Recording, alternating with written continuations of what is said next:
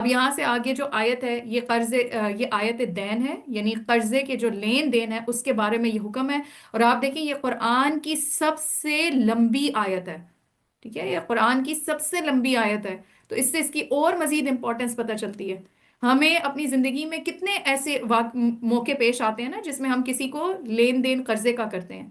لیکن ہم میں سے کتنے لوگ اس کے بارے میں قرآن نے کیا حکم دیا اس کو جانتے ہیں، یا جو لوگ جانتے ہیں وہ واقعی میں اس کو پھر فالو کرتے ہیں؟ اور جب ہم اس کو فالو نہیں کرتے اس کا نتیجہ کیا نکلتا ہے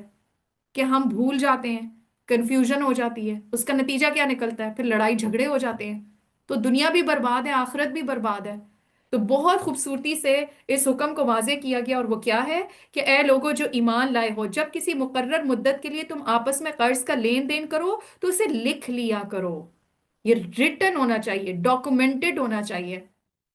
فریقین کے درمیان انصاف کے ساتھ ایک شخص دستاویز تحریر کرے جسے اللہ نے لکھنے پڑھنے کی قابلیت بخشی ہو، اسے لکھنے سے انکار نہ کرنا چاہیے، وہ لکھے، اور املا وہ شخص کرائے جس پر حق آتا ہے، یعنی قرضہ لینے والا، اور اسے اللہ اپنے رب سے ڈرنا چاہیے کہ جو معاملہ طے ہوا ہو اس میں کوئی کمی بیشی نہ کرے، لیکن اگر قرض لینے والا خود نادان یا ضعیف ہو یا املا نہ کرا سکتا ہو تو اس کا ولی انصاف کے ساتھ املا کرائے، پھر اپنے مردوں میں سے دو آدمیوں کی اس پر گواہی کرا لو۔ آپ دیکھیں کتنا امپورٹنٹ یہ حکم ہے، اور کتنا اس کا پراپر ایک طریقہ بتایا گیا ہے کہ ریٹن بھی ہونا چاہیے، املا کون کرائے گا، کون لکھے گا اس کو،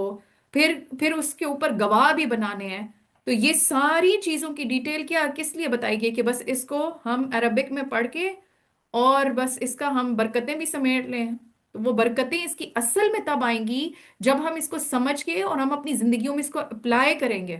تب ہم دیکھیں گے کہ زندگیوں میں کتنی برکت ہو جاتی ہے۔ لیکن اگر ہم صرف ناظرہ پڑھ پڑھ کے اور ختم کر کے، اور معاملات میں وہی خرابی وہی کمی کوتاہی ہے،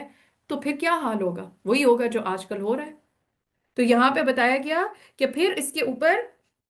دو آدمیوں کی اس پر گواہی کرا لو، اگر دو مرد نہ ہوں تو ایک مرد اور دو عورتیں ہوں، تاکہ اگر ایک بھول جائے تو دوسری اسے یاد دلا دے۔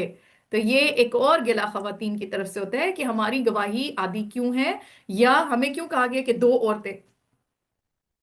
تو آپ دیکھیں قرآن نے خود اس کا جواب دے دیا، اور وہ کیا ہے کہ اگر ایک عورت بھول جائے تو دوسری اس کو یاد کرا دے۔ اور کیا واقعی میں یہ حقیقت نہیں ہے کہ چونکہ عورت بہت ساری انٹرنل چینجز سے گزرتی ہے، اس کی وجہ سے اس کی میموری کے اوپر اثر ہوتا ہے، چاہے پریگننسی کی آپ حالت دیکھ لیں، اور یا پھر مینوپاز دیکھ لیں، اور یا پھر پیریڈز کا ٹائم دیکھ لیں۔ اور ہمارا تو یہ حال ہوتا ہے، میں ہمیشہ یہی مثال دیتی ہوں کہ کچن میں کام کرتے کرتے تیزی سے جاتے ہیں فریج کے پاس اور فریج کھول کے کھڑے ہوئے ہیں، میں نے کیا لینا تھا، میرے ساتھ تو یہ ہوتا ہے، آئی ڈونٹ نو آپ کے ساتھ ہوتا ہے کہ نہیں ہوتا۔ تو یہ کوئی فخر کی بات نہیں ہے، یہ جو گواہی دینا ہے نا، یہ بہت بڑی ذمہ داری ہے، اس پہ ہمیں شکر کرنا چاہیے کہ اللہ تعالیٰ نے ہمارے لیے اس کو آسان کیا ہے، کہ ہمیں اتنی بھاری ذمہ داری نہیں دی، ہمارے لیے ایک مددگار، ایک سپورٹر اللہ تعالیٰ نے ہمیں بتا دیا کہ دو عورتیں ہوں، کہ ایک بھول جائے تو دوسری اس کو یاد کرا دے۔ اور آپ دیکھیں کہ اگر ہم نے مقابلہ ہی کرنا ہے تو بہت ساری چیزوں میں جو کام مردوں کے اوپر فرض ہیں وہ عورتوں پہ فرض نہیں ہے، پھر وہاں پہ بھی پھر برابری دکھائے۔ جیسے مردوں پر 5 وقت کی نماز با جماعت فرض ہے، اب اگر یہ عورتوں پہ بھی ہوتی تو کیا ہوتا؟ اور اسی طریقے سے جمعے کی نماز مردوں کے اوپر فرض ہے، تو مرد تو اتنی نہیں شکوے کرتے کہ اچھا یہ چیز ہم پہ ہی کیوں فرض ہے، اور عورتیں بس مزے ہی کرتی رہتی ہیں اور یہ تو گھر میں ہی پڑھ لیتی ہیں۔ اور اسی طریقے سے جو جہاد ہے، قتال ہے، وہ بھی مردوں کے اوپر فرض ہے۔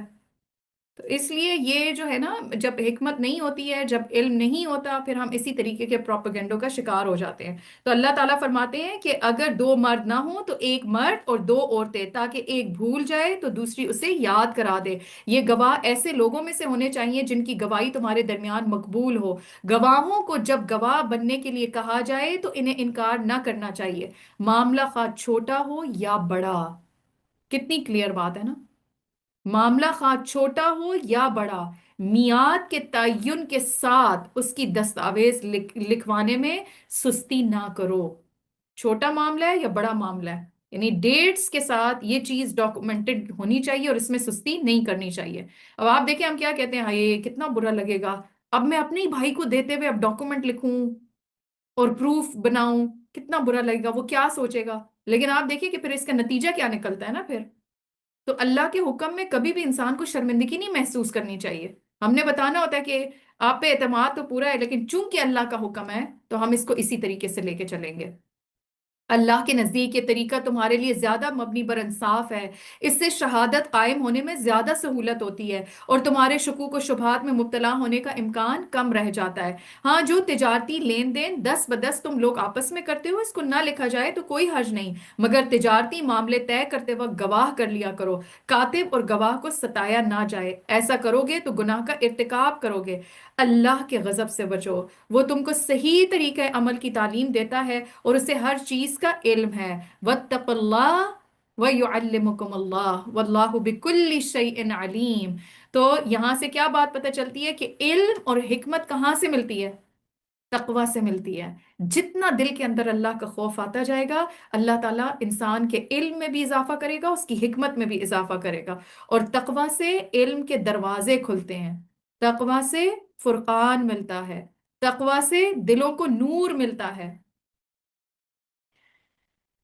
آگے اللہ سبحانہ وتعالیٰ فرماتے ہیں، اگر تم سفر کی حالت میں ہو اور دستاویز لکھنے کے لیے کوئی کاتب نہ ملے، مطلب یہ بھی سچویشن ہو سکتی ہے کہ انسان کسی سفر کی حالت میں ہو، تو اس موقع کے لیے بھی گائیڈنس دی گئی ہے۔ تو یہ اس معاملے کی امپورٹنس کو ظاہر کرتا ہے۔ یہ ہم نہیں کہہ سکتے اب ہم کیا کریں، اب تو سفر میں، اب ادھر ہم کس سے کہیں؟